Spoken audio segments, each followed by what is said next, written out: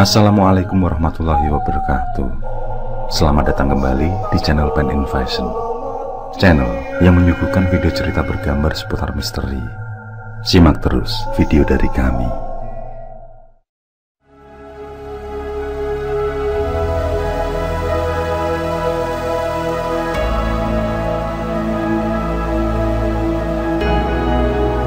Banyak misteri di Nusantara yang belum terpecahkan, yang menimbulkan rasa penasaran penduduk Indonesia dari dulu. Beberapa misteri di Nusantara juga diperbincangkan luas hingga penjuru dunia. Dan inilah misteri Nusantara yang tidak terpecahkan. Misteri yang pertama adalah tentang kapal hantu orang Medan atau orang Medan. Suatu hari, di bulan Juni 1947, dua kapal Amerika, yakni City of the Baltimore dan Silver Star yang sedang berada di Selat Malaka, menerima pesan darurat dari kapal dagang milik Belanda.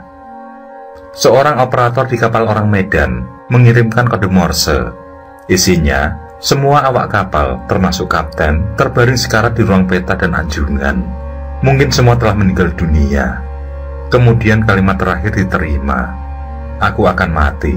Setelah itu pesan radio terputus. Pesan mengerikan tersebut juga didengar pos pemantauan milik Belanda dan Inggris yang ada di sekitar Selat Malaka. Kemudian para operator radio penerima berusaha melacak sumber sinyal dan menentukan bahwa pesan tersebut datang dari SS orang Medan yang juga ada di Selat Malaka.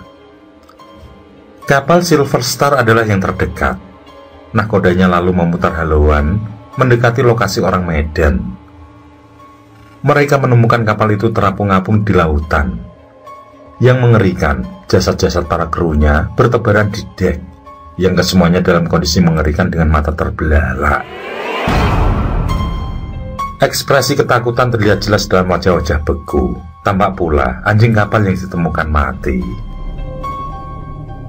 Awak kapal Amerika Serikat, Silver Star, yang melakukan pengecekan tidak menemukan tanda-tanda kekerasan. Tidak ada darah yang merembes, juga tidak ada tanda-tanda perlawanan.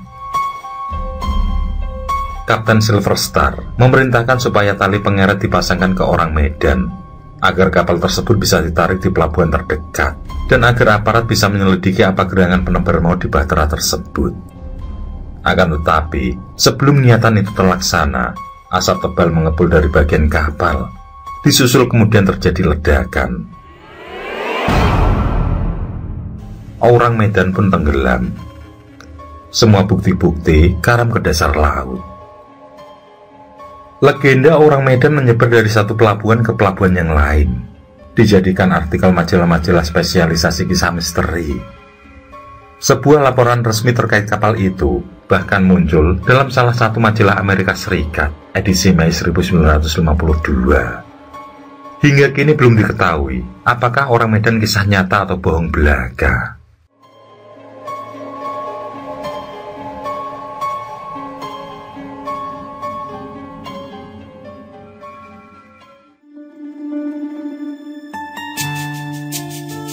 Misteri Nusantara yang kedua adalah darah Indonesia di Madagaskar. Sejak lama, Madagaskar menjadi daya tarik bagi para antropolog. Alasannya, pulau keempat terbesar dunia itu sebelumnya hanya dihuni oleh hewan lemur. Selama ribuan tahun, tidak ada manusia yang menjamahnya. Hingga penelitian genetika yang dipimpin Moriko dari Massey University Selandia Baru mengungkapkan hal mengejutkan, bahwa nenek moyang penduduk Madagaskar adalah 30 perempuan, yang mana 28 diantaranya berasal dari Indonesia. Petunjuk tersebut didapatkan dari uji DNA 266 orang dari 3 etnis Malagasy, yakni orang asli Madagaskar, dan analisa mitokondria atau baterai sel yang gennya diwariskan dari ibu.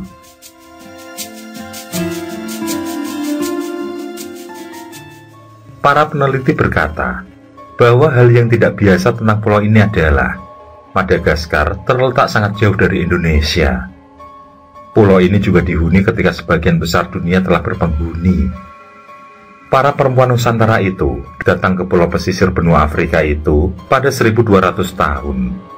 Diduga kapal mereka tenggelam kala itu.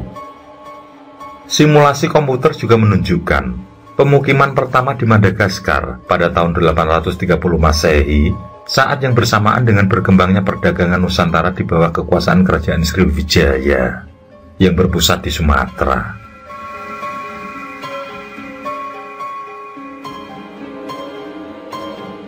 Tidak hanya soal DNA, ada faktor lain yang menunjukkan kontribusi Nusantara, yakni bahasa. Dari segi linguistik, penduduk Madagaskar bicara dalam bahasa yang asal-usulnya bisa dilacak sampai Indonesia. Sebagian besar dari leksikon Maayan, bahasa yang dipraktekkan sehari-hari di masyarakat yang bermukim di sepanjang Sungai Barito di wilayah pedalaman. Selain itu juga ditemukan segelintir bahasa yang akarnya dari Jawa, Melayu, atau Sanskerta. Bukti lain pengaruh Nusantara di Madagaskar adalah penemuan perahu cadik, peralatan besi, instrumen musik seperti gambang, juga peralatan makan yang sangat tropis, sistem tanam padi, pisang, ubi jalar di sela-sela hutan. Bagaimana para perempuan ini sampai di Madagaskar hingga kini masih menjadi misteri besar.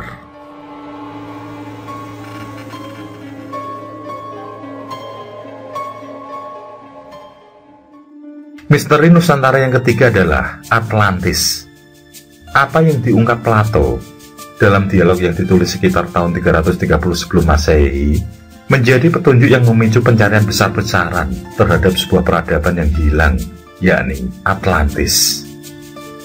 Menurut sang filsuf Yunani, Atlantis terhampar di seberang pilar-pilar Hercules. Pulau berperadaban maju itu konon memiliki angkatan laut yang menaklukkan Eropa Barat dan Afrika 900 tahun sebelum waktu Solon, atau sekitar 9500 sebelum Masehi. Setelah gagal menyerang Yunani, Atlantis tenggelam ke dalam samudra hanya dalam waktu 1 hari 1 malam. Meskipun sejumlah orang menganggap apa yang diungkap Plato sebagai kiasan, sejumlah ilmuwan juga petualang berusaha menyibak lautan untuk mencari tahu di mana posisi Atlantis. Konon lokasinya ada di Spanyol, Kepulauan Mediterania, Gurun Sahara, Amerika Tengah, Antartika, Afrika, atau Samudra Atlantik yang namanya mirip. Namun Atlantis tidak kunjung ditemukan, karena dianggap jika mereka mencarinya di tempat yang salah.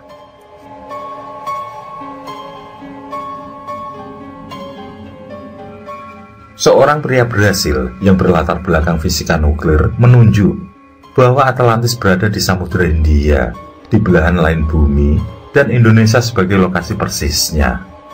Dia menggambarkan bahwa Atlantis berada di daerah yang paling banyak gunung berapinya.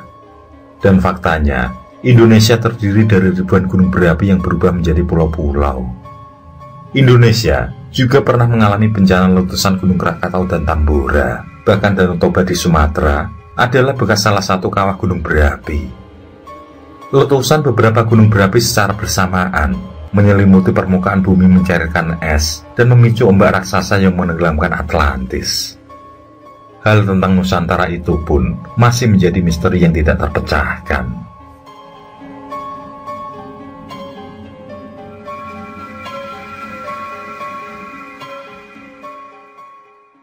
Misteri selanjutnya tentang piramida tertua di muka bumi.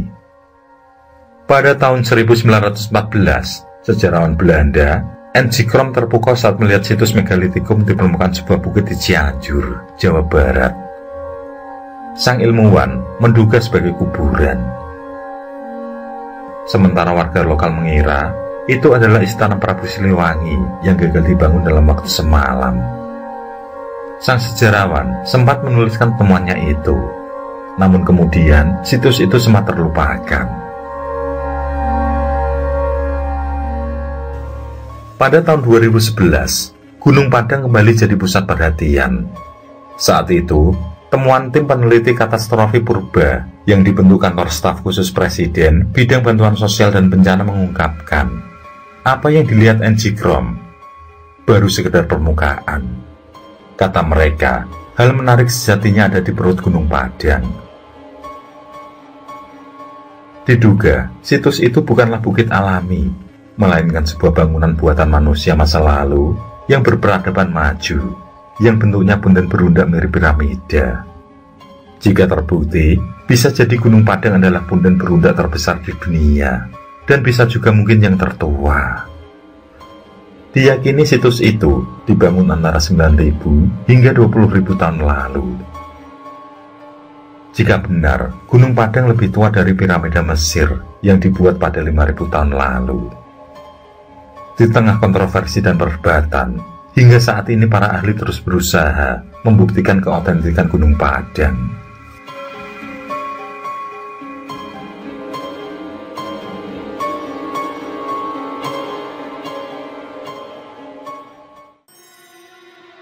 Misteri tidak terungkap selanjutnya adalah tentang manusia hobbit. Pada tahun 2003, peneliti Indonesia dan Australia yang melakukan ekskavasi di Gua Batu Kapur Lian Bua menemukan fosil tengkorak kecil dan bagian rahang bawah. Meski mungil namun memiliki susunan gigi dewasa. Tulang yang membatu itu diperkirakan berusia 180.000 tahun. Menurut para peneliti, itu bukan tengkorak anak kecil, tapi sosok dewasa mini, atau salah satu hominid, atau makhluk mirip manusia dewasa terkecil yang pernah ditemukan. Sejumlah fosil belulang lain kemudian diekskavasi dan diidentifikasikan sebagai spesies hominid yang disebut sebagai Homo floresiensis. Sejak penemuan tersebut, para peneliti berusaha menguak misteri asal-usulnya. Pada tahun 2010, para ilmuwan mengungkap bahwa peralatan batu yang ditemukan di Flores menunjukkan bahwa nenek moyang manusia hobbit tinggal di wilayah itu pada 1 juta tahun lalu. Kemudian muncul dugaan bahwa nenek moyang hobbit adalah Homo erectus yang menuai perdebatan sengit soal peranannya dalam rantai evolusi manusia. Fosil Homo erectus yang ditemukan di Saringan, wilayah tepi Bengawan Solo, Jawa Tengah, pada abad ke-19 diduga berusia 1,5 juta tahun. Belakangan, para ahli menemukan peralatan batu yang diperkirakan berasal dari masa 118.000 sampai 194.000 tahun lalu. Peralatan itu diperkirakan milik kerabat misterius manusia.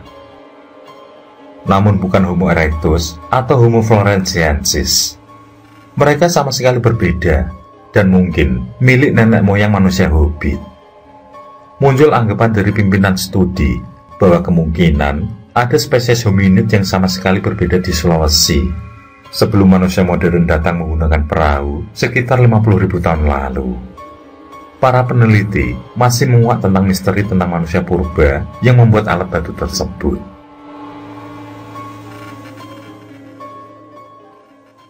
Misteri tidak terpecahkan Nusantara yang terakhir adalah balok misterius yang terdampar di pantai-pantai Eropa.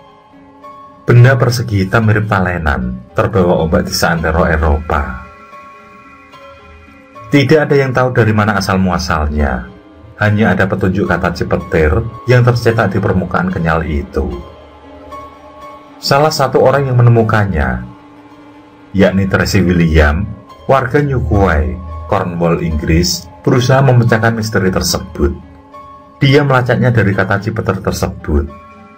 Hasil risetnya menemukan kalau kata tersebut bersesuaian dengan nama sebuah kebun karet di Sukabumi, Jawa Barat, Indonesia, yang beroperasi sejak akhir abad ke-19 dan awal abad ke-20. Tepatnya ketika Nusantara masih bernama Hindia Belanda. Dan ternyata benda persegi itu sejatinya bukan karet, namun mirip getah perca atau getah perca, yakni latek koagulasi dari cairan getah muda yang dapat mengeras dan berasal dari pohon jenis Sapotaceae yang dapat dipadatkan, umumnya terdapat di semenanjung Malaysia. Pada abad ke-19 hingga pertengahan abad ke-20, bahan itu digunakan sebagai insulik kabel telegraf yang melintang di dasar laut. William lantas menyebarkan temuannya itu di laman Facebooknya. Orang-orang pun makin ramai merespon dan berbagi kisah cipetir temuannya. Ternyata benda persegi itu ditemukan tidak hanya di Inggris dan Wales, tapi sampai di Shetland, Channel Island, Spanyol, Prancis, Belanda, Jerman, Norwegia, Swedia, dan Denmark. Sejumlah orang juga melaporkan temuan karung dan gulungan karet. Diduga balok Jupiter itu adalah tumpuan kargo kapal Jepang Miyazaki Maru yang tenggelam pada Mei 1917 di tengah Perang Dunia Pertama. Namun hal itu hanya dugaan dan masih menjadi misteri yang tidak terpecahkan.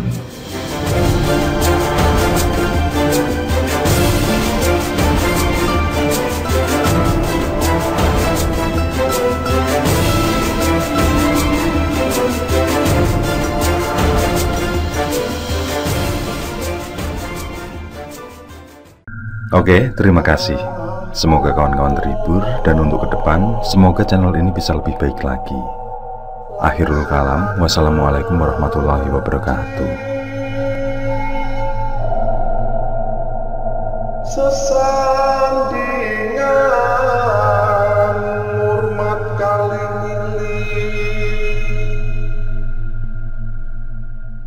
lakukan pungkasane